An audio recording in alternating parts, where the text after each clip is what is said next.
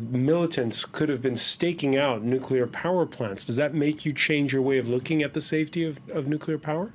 No, for the following reason.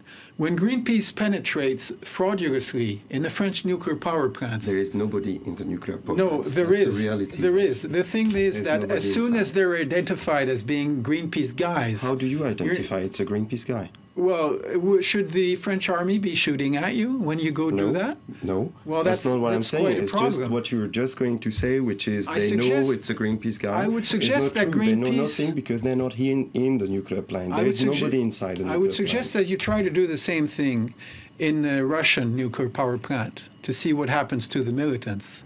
I think you would stop pretty quickly, and I'm not sure you'd be very happy if the French army reacted in a more violent way. It's because it's the Greenpeace guys that the French army don't take action.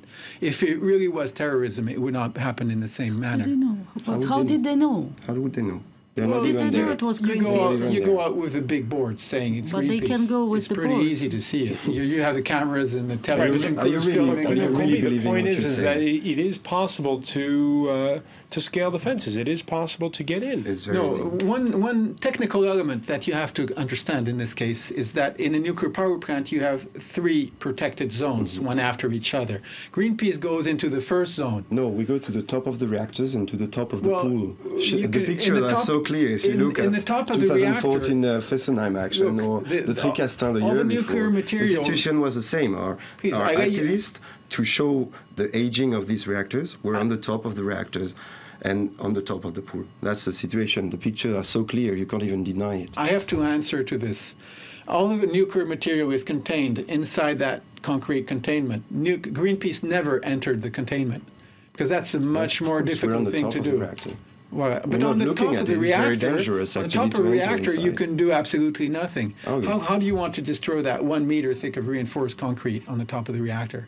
Even an airplane cannot do it, contrary to what you just said. All the French reactors were designed to withstand a plane crash from the very beginning. Not from an airliner. Not from a very large airline, not in every circumstance, but I don't think you should go into these details on television.